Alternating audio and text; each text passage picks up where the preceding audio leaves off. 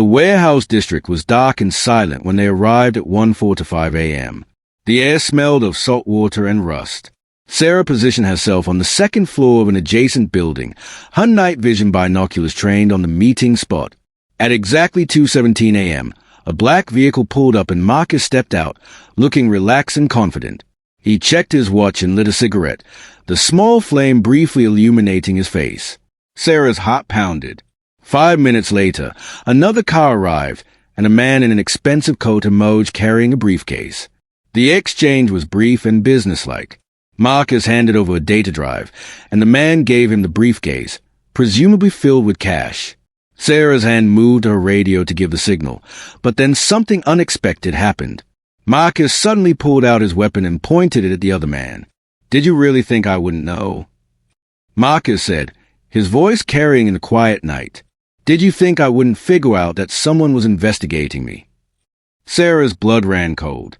Had he discovered their operation? But Marcus wasn't looking toward Sarah's position. He was focused entirely on the man with the briefcase. "You've been sloppy, leaving trails for anyone smart enough to look. I don't work with amateurs." He pulled the trigger, and the man collapsed.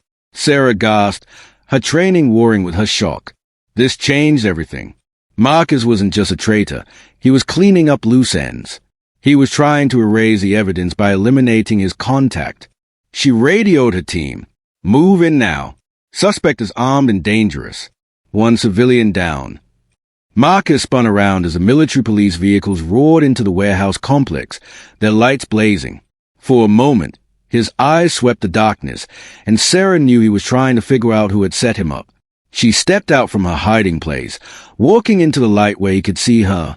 The recognition on his face was instant, followed by something that might have been respect or might have been rage. "Sarah," he said quietly, "I should have known. You were always the smart one." "You killed my friends," she replied, her voice steady despite the weapon in his hand. "You sold us out for money, and you made me believe you were someone worth trusting." The military police surrounded him now, their weapons drawn. Marcus looked at the circle of soldiers, then back at Sarah. For a moment, she thought he might fight, might force them to shoot him. But instead, he slowly lowered his weapon and raised his hands. "I underestimated you," he said. "I thought you were too broken to be a threat anymore. I was wrong." The arrest happened quickly after that. Marcus was taken away in handcuffs, his career and reputation destroyed in a single night. The investigation that followed uncovered even more victims, more missions he had compromised, more lives he had traded for profit. Sarah testified at his military tribunal, looking him in the eye as she detailed every piece of evidence they had gathered. He never looked away, never showed remorse. He had believed he was untouchable, that his rank and connections would always protect him. He had believed that Sarah Chen would never recover enough to come after him. Months later, after Marcus had been sentenced to life in military prison, Sarah stood at the memorial for the soldiers who had died in an ambush 3 years ago. She placed fresh flowers at each name, including her brother's. The weight she had carried for so long felt lighter now, not gone but manageable. Justice hadn't brought them back, but it had honored their memory. Lieutenant Park stood beside her, silent and respectful. "You did good," he said finally. "They would be proud." Sarah nodded, touching her brother's name one last time. "He thought I was broken," she said softly. "He thought betrayal would destroy me. But he forgot that broken things can be made stronger when they are put back together." She had been betrayed by someone she loved, but she had not let that betrayal define her. Instead, she had become the person who ensured no one else would fall victim to Marcus Reed's greed. The man who had betrayed her had never seen her coming back, and that had been his fatal mistake. The rain hammered against the windows of the military intelligence office as Captain Sarah Chen stared at the classified file in her hands. Her fingers trembled slightly, not from cold, but from the bitter realization that had just shattered her world. The signature at the bottom of the leaked document belonged to Colonel Marcus Reed, the man she had trusted with her life, the man she had once loved, the man who had sold out her entire unit to enemy forces. 3 years ago, their mission in the border region had gone catastrophically wrong, and 12 good soldiers had died because someone had given away their position. Sarah had spent every day since then hunting for the traitor, never imagining it would be him. Before we begin, tell us in the comments where in the world you're watching from. Marcus had been more than her commanding officer back then. They had shared late-night strategy sessions that turned into quiet conversations about their dreams beyond the war. He had held her hand when her brother was killed in action, and she had believed every word when he promised they would always protect each other. But the evidence was undeniable now. Bank transfers, encrypted messages, coordinates that matched exactly with the ambush locations. He had taken blood money while she had mourned her friends. The betrayal cut deeper than any wound she had ever received in combat. "You look like you've seen a ghost," Lieutenant James Park said, walking into the office at 11:23 p.m. He was Sarah's most trusted colleague, one of the few who had survived that terrible mission 3 years ago.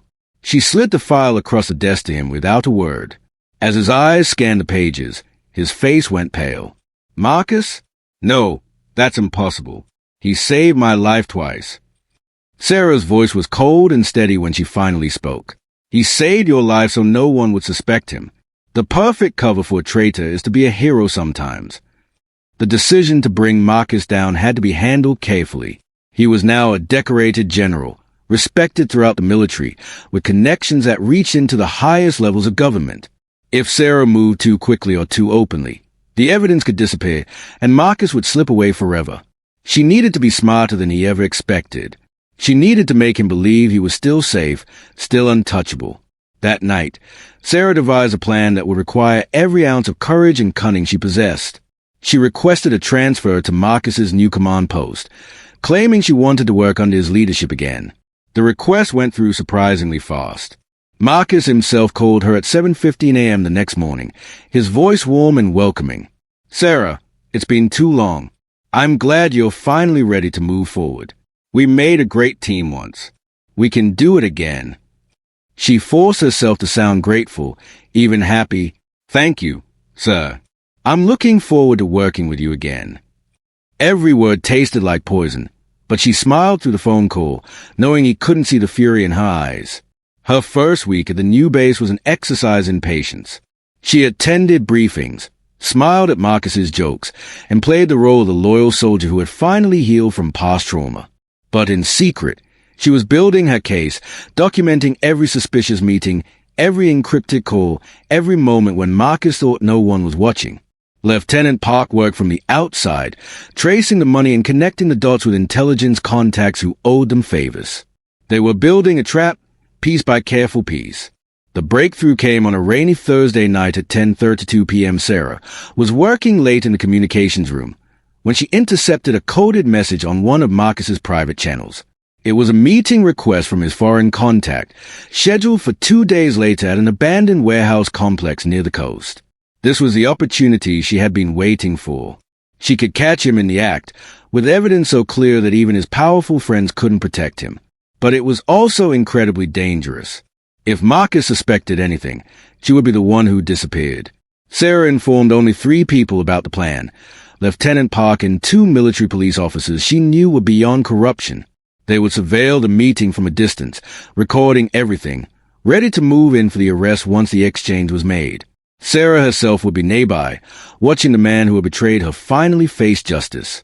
The night before the operation, she barely slept, her mind racing through every possible scenario, every way things could go wrong.